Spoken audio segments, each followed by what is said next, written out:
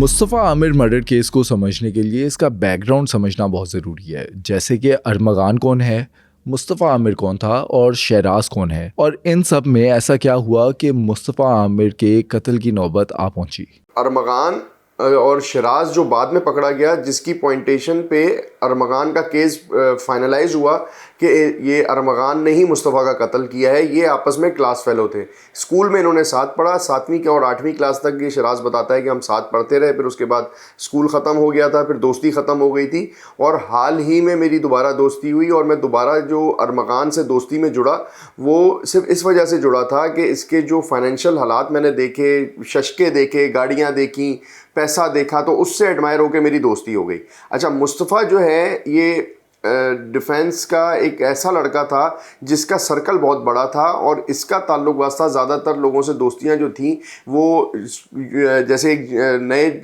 Youngster लड़के की होती हैं वैसी तो थी, लेकिन साथ ही साथ क्योंकि इसका ये मंशियात का कारोबार करने लग गया था कम उम्री में ही, और ये कोकेन और वीट का कारोबार कर रहा था, तो उससे वाबस्ता इसकी दोस्ती हुई अरमगान के साथ। अच्छा, अरमगान भी माजी में मंशियात के कारोबार से वाबस्ता रहा, उसका क्रिमिनल रिकॉर्ड मौजूद है, उसके वालिद साहब का क्रिमिनल रिकॉर्ड मौजूद है, लेकिन वक्त गुजरा तो अरमगान ने मंशियात का कारोबार छोड़ दिया और ये जो आप कह लीजिए कि कॉल सेंटर या कॉल सेंटर की आड़ में जो दूसरा जो आप कह लें कि बिज़नेस होता है जिसमें ख़ास तौर के ऊपर आम फहम ज़बान में कह लें कि डब्बा किया जाता है, फिर बिटकॉइन का काम होता है, वो इस तरह की ऑनलाइन बिज़नेस से वाबस्ता हो गया। तो ये इनका आपस में ताल्लुक़ था और ये आपस में जो दोस्तियां थी ये मंशियात की ख़रीदो फ़रोख्त की दोस्ती थी, आप ये कह लीजिए कि पार्टियों की दोस्ती थी, एक हैंग आउट्स की ज़िंदगी जो कि गुजारते थे लड़के, ये उसकी दोस्तियां थी। मैंने मुस्तफ़ा आमिर की मदर का इंटरव्यू सुना जिसके अंदर वो बताती हैं कि आज से कुछ साल पहले मुस्तफ़ा का एक दोस्त था तैमूर, उसने लाहौर में कोई कुरियर भेजा लेकिन किसी वजह से वो वापस आ गया और उसको रिसीव करने के लिए उसके दोस्त ने मुस्तफ़ा को भेजा, लेकिन वहीं पे एएनएफ की रेड हो गई जिसने मुस्तफ़ा को अरेस्ट कर लिया। अब उनका कहना तो ये है कि मुस्तफ़ा के दोस्त ने मुस्तफ़ा को ट्रैप किया। क्या पुलिस को तफ्तीश में कोई ऐसे शवाहिद मिले हैं जिससे ये सामने आता हो कि मुस्तफ़ा ड्रग्स के अंदर इन्वॉल्व था? अच्छा, देखिए, पहली बात तो ये है कि हम तो इसको साबित करने वाले कोई भी नहीं है ना कि वो ड्रग्स के बिज़नेस से वाबस्ता था या नहीं था। अभी जो हम बात कर रहे हैं वो उन शवाहिद की बुनियाद के ऊपर बात कर रहे हैं जो कि ऑन रिकॉर्ड है, पेपर के ऊपर मौजूद है। मुस्तफ़ा के ऊपर पहली बात तो कि पुलिस ने मुकदमा नहीं किया था, एंटी नारकोटिक्स फोर्स ने मुकदमा किया था और अभी भी उसका केस चल रहा है। और जब मुस्तफ़ा के मर्डर की जिस दिन ये मर्डर का केस मीडिया पे हाईलाइट हुआ है उसी दौरान एंटी नारकोटिक्स फोर्स से उसके नाकाबिले ज़मानत वारंट भी निकले। तो अब एएनएफ जो है बताएगी अदालत को कि मुस्तफ़ा का तो मर्डर हो गया है। फिर जो उन्होंने बात की कि तैमूर उसका दोस्त था, तैमूर ने इन्वॉल्व किया, तो मैं ये समझता हूँ कि हर माँ बाप जो हैं उन अपनी औलाद के लिए ऐसी ही बात करते हैं, अपने औलाद को इसी तरीके से डिफेंड करते हैं और जाहिर है कि कोई भी नहीं मानता। जैसे अब मैं आपको इसकी मिसाल ऐसे दे देता हूँ कि मुस्तफ़ा की वालदा हैं, वो कहती हैं कि ये ड्रग्स के कारोबार से वाबस्ता नहीं था। इसी तरह से अरमगान का जो वालिद है वो सारे शवाहिद सामने होने के बावजूद वो कहते हैं मेरे बेटे ने मर्डर नहीं किया। तो देखिए, उनकी वालदा का पॉइंट ऑफ व्यू अपनी जगह के ऊपर है, लेकिन जो फोर्सेस ने मुकदमे किए वो कोर्ट में केस चल रहा है। फिर जो बाद में मुस्तफ़ा के इंतकाल की खबर या जो इन्वेस्टिगेशन थी अगवा होने से लेके इसकी डेड बॉडी मिलने तक, वहाँ तक की जो तफ्तीश है उसमें बार बार ये बात सामने आ रही है कि मुस्तफ़ा जो है वो डायरेक्टली जो है लोगों के साथ बिजनेस कर रहा था ड्रग्स का। मुस्तफ़ा आमिर के बारे में जहाँ तक हम जानते हैं वो तो बीबीए का स्टूडेंट था और 3 महीने रह गए थे उसकी डिग्री कंप्लीट होने में। लेकिन अगर हम थोड़ा और डिटेल में जान सकें मुस्तफ़ा करता क्या था, किन लोगों में उठता बैठता था और क्या अरमगान से उसकी कोई दोस्ती थी या सिर्फ और सिर्फ ड्रग्स का लेन देन था? जी देखिए, बिल्कुल बीबीए का स्टूडेंट था और साथ ही साथ उसकी कुछ सोशल मीडिया के ऊपर वीडियोस भी वायरल है मुस्तफ़ा की, जिसमें वो जो है वो मुख्तलिफ करैक्टर्स और एक्टिंग करना, और एक आप ये समझ सकते हैं कि 20 साल और 23 साल का लड़का जिस तरह के माहौल में होता है, बिल्कुल मुस्तफ़ा उस तरह की ज़िंदगी जी रहा था। अच्छा, इनकी दोस्ती हो गई थी और दोस्ती इसी तरीके से हुई थी कि मुस्तफ़ा जो है वो मंशियात فروخت کرتا تھا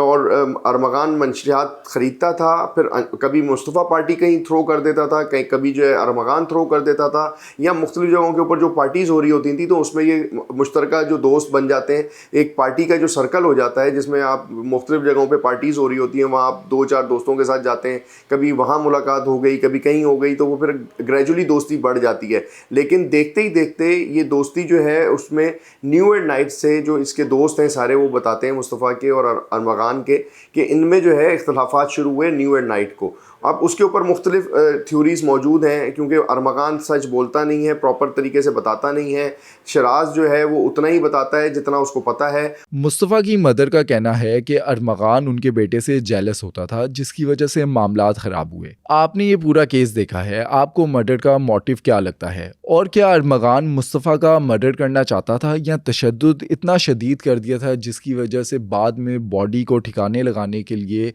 مصطفیٰ کو زندہ جلا دیا ارمغان نے؟ دیکھیے بالکل یہ بات انویسٹیگیشن میں بھی سامنے آ رہی ہے، اور جو تحقیقات کر رہے ہیں اس میں جتنے بھی سینئر افسران اب تک اس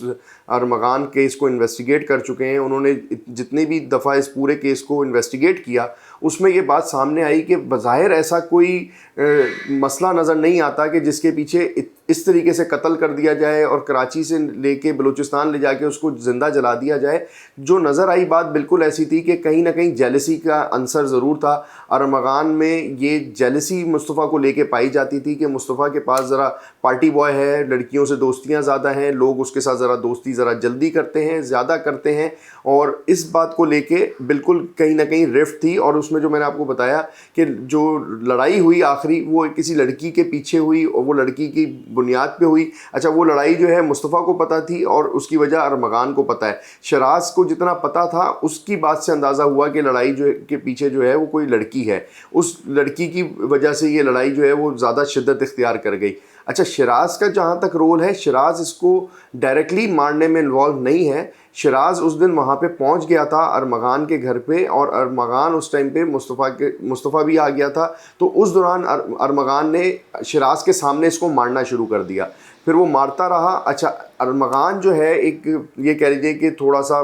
شدت پسندی اس کے اندر کہہ لیں، غصہ کہہ لیں کہ شدید غصے والا لڑکا ہے، اور اس نے جو ہے غصے میں جب اس کو مارنا شروع کیا تو اس کے پاس ویپن بھی بہت زیادہ ہے. تو شراز جو ہے وہ ڈر گیا، شراز کی ڈری ہوئی کیفیت ہو گئی. تو وہ شراز اپنے انٹرویو میں بھی بتا رہا ہے کہ اگر میں ایسا کر لیتا تو یہ مجھے بھی مار دیتا، اگر میں اس کو روکتا تو یہ مجھے مار دیتا. بلوچستان میں بھی وہ یہ کہہ رہا تھا کہ اگر میں ایسا کر لیتا تو یہ شاید مجھے بھی مار دیتا، میں خوف میں مبتلا ہو گیا تھا. لیکن ظاہر ہے کہ اس کے سامنے یہ پورا انسیڈنٹ ہوا، اس کو پہلے زخمی کیا گیا، پھر دونوں نے گاڑی میں اس کے ساتھ اس نے اس کی مدد کی گاڑی میں ڈالنے کی، اور پھر اس کو وہاں تک بلوچستان لے جا کے آگ لگانے تک میں شراز جو ہے اس کے ساتھ تھا. تو اس لیے اس کا ظاہر کیس میں وہ شامل تو ہو گیا ہے اور کیس میں اس کا نام بھی ہے. اب اس میں سوال یہ بنتا ہے کہ جب پولیس چلان کرے گی تو کیا شراز کو ملزم بنا کے چلان کرے گی یا شراز کو کیس کا واحد گواہ بنا کے پیش کرے گی؟ کیونکہ شراز ہی ابھی تک جو ہے پولیس کے پاس جہاں دوسرے ایویڈنسز موجود ہیں اس میں سب سے بڑا موقع کا جو ایویڈنس یا گواہ ہے وہ شراز ہے. تو اگر شراز کو ملزم کی کیٹیگری میں تصور پولیس کرتی ہے، یہ پولیس کا جب چلان جمع ہوگا جب سامنے آئے گی بات، کیونکہ ایسا لگتا ہے کہ شراز جو ہے وہ پولیس کا گواہ بننے کے لیے تیار ہے. اور شراز نے جو ابھی تک اسٹیٹمنٹ دی ہے، پورا کیس جو ڈسکلوز کیا ہے وہ شراز نے کیا ہے، اور شراز پورا واقعہ بتاتا ہے کہ کس طرح سے اس نے مارا، راڈ سے مارتا رہا، زخمی حالت میں وہاں سے نکالا، پھر گاڑی کے اندر ہم نے اس کو ڈالا، گاڑی میں ڈالنے کے بعد اس نے چادر میں اس کو لپیٹا، پھر چادر میں لپیٹنے کے بعد وہ یہ بتاتا ہے کہ مصطفیٰ کو جب گاڑی میں ڈال دیا تھا تو مصطفیٰ کی ہی گاڑی میں ڈالا تھا، اور اس گاڑی میں ڈالنے کے بعد اس نے جو ہے شراز نے اس گاڑی سٹارٹ کر کے اس کا پیٹرول دیکھا کہ اس کے میں گاڑی میں پیٹرول کتنا ہے، تو پیٹرول کم تھا. تو اس نے شراز نے بتایا کہ مجھے اس نے کہا کہ جاؤ جو میری گاڑی کے پاس ایک کین رکھا ہے پیٹرول کا وہ اٹھا کے لے کے آؤ. تو اس نے پیٹرول پہلے فل کیا اور جو کین کے اندر پیٹرول تھوڑا سا بچ گیا تھا وہ گاڑی میں رکھ لیا، اور جب یہ بلوچستان پہنچے ہیں تو وہاں پہ جو بچا ہوا پیٹرول تھا وہ اس نے گاڑی میں ڈالا. اور اس ٹائم پہ شراز نے یہ بتایا کہ مصطفیٰ زندہ تھا، اور اس نے ڈگی کھول کے دیکھا تو مصطفیٰ جو ہے وہ بات بھی کر رہا تھا، اور اس نے مصطفیٰ کو موقع بھی دیا کہ تم بھاگ سکتے ہو تو بھاگ جاؤ. لیکن مصطفیٰ کے کیونکہ ٹانگوں پہ اس نے بہت زیادہ مارا ہوا تھا, جسم پہ بہت زیادہ مارا ہوا تھا, تو مصطفیٰ میں ہمت نہیں تھی بھاگنے کی, تو اس نے بس اتنی بات کرنے کے بعد پیٹرول چھڑکا اور اس کو شراز نے یہ بتایا کہ اس کو کہا کہ تم آگے چلے جاؤ. جیسے ہی وہ کہتا ہے میں تھوڑا سا آگے گیا تو پیچھے سے ایک دم گاڑی کی جو ہے نا اس میں آگ لگنے کی اور دھماکے کی آواز آئی, اور یہ ارمغان بھی بھاگتا ہوا آ گیا.